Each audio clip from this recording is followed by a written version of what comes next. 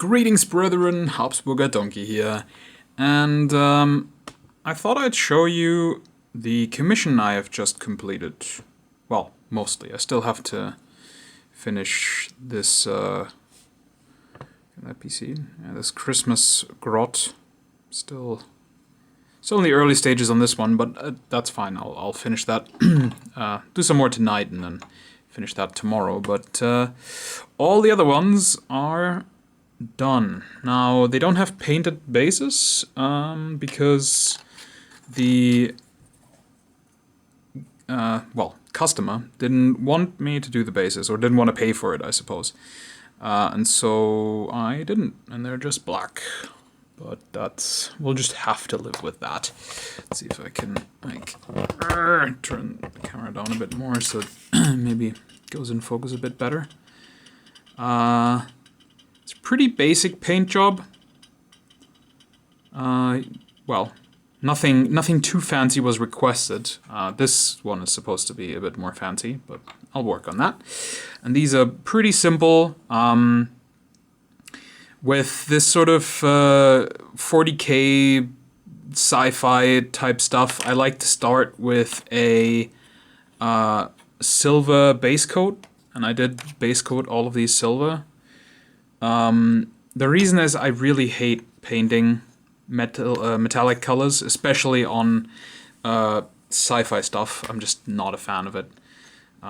Usually it's easier on historicals and fantasy because it's usually just weapons and chainmail, and you can just dry brush that and it'll be fine. So yeah, in this case I base coated these.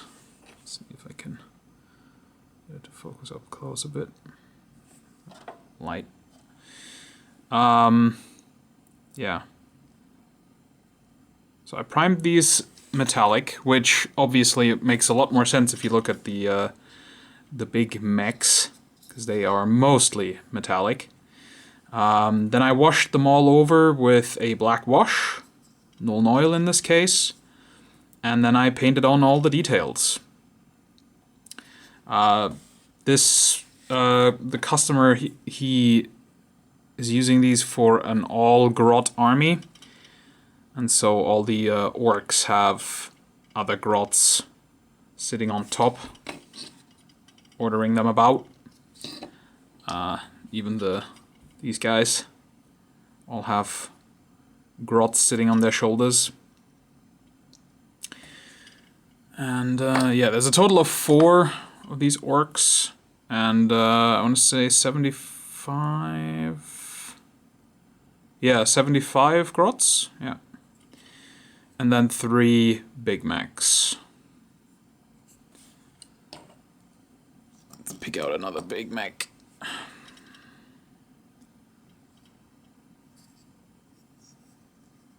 I didn't go with too many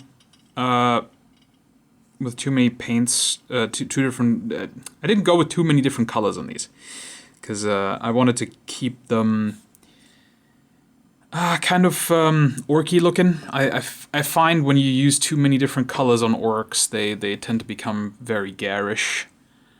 He also did quite a few conversions, like this one. There's a Grot boss. And he has them standing on a bunch of garbage, like pipes and such. And I took the liberty to put some lovely rust effect on these, on the trash on the ground, not necessarily on their weapons or anything, just the stuff that they're hiding in or hiding behind. And I really love this rust effect. Let me see, it is this stuff. It's from Model Mates, rust effect. I'm pretty sure this company changed names. I don't think they're still called Model Mates. I think they're called Dirty Down, maybe? I'm not entirely sure. They also changed like the packaging. I think it comes in a bottle now or something. I don't know. I bought this many years ago, and I didn't use it for a long time. And when I did start using it, I realized that, oh my god, this is an excellent, beautiful rust effect. And yeah, and when I looked it up again to get a new one, because there's not that much left in it, I couldn't find it anymore. So but I did find the same stuff. I think they're called Dirty Down now. So I don't know if the stuff they're making now, the rust effect, if it's any different from this, if it's like better or worse, I can't tell you. But if you can find this like in an online shop, like as last pieces of stock somewhere, I can absolutely recommend this. It's amazing. It's and to achieve this, I just globbed this on. There's no real technique to it. It just dries in this sort of orange color, and if you go over it again, it sort of gets a bit darker and ever darker. Let's see, where's the other one? This one. You can see I went over this one a few times in the same spot, and then it goes sort of brown. And yeah, so the less you put on, the lighter it is, and the more you put on, the darker, and then it also gets like this lovely rusty texture. So it's really, really great stuff. And I thought it would fit with these grots excellently. And as I said, there are 75 of the little buggers. There's also one hiding in a barrel. Let's see. Very simple conversion with some extra bits he had on the sprues, I guess. And then we have some self-made little grot bunkers with just an arm sticking out and a grot head inside as well. So just like the barrel, really, just to get an extra grot.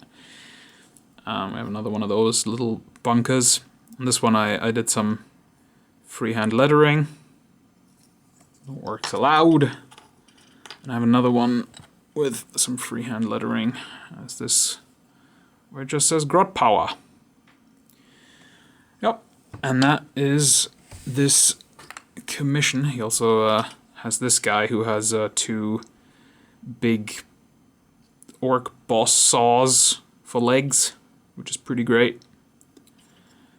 And this one has just a giant saw for a hand.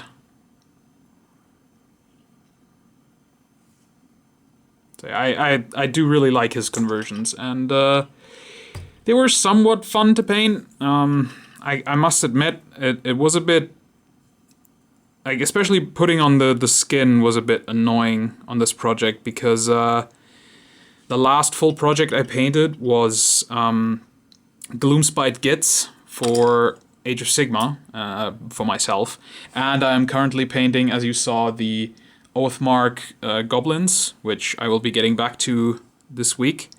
So yeah, for a couple of months now I've been painting a lot of greenskins. So this was testing my patience, really, to have another project of greenskins. So I wasn't too fond of it, but in the end, but you know, it's a commission. Gotta get through it. It's what funds my hobby, basically.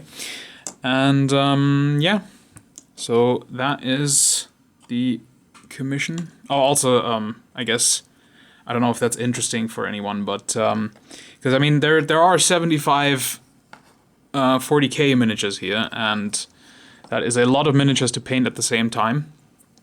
The way I make that easier for myself is kind of counterintuitive, I guess.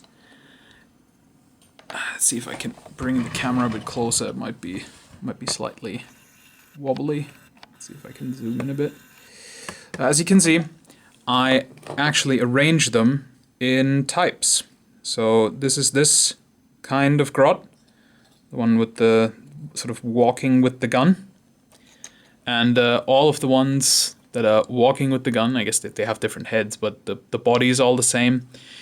And then in the middle row over here, you see all the ones with the top knot, aiming with their guns.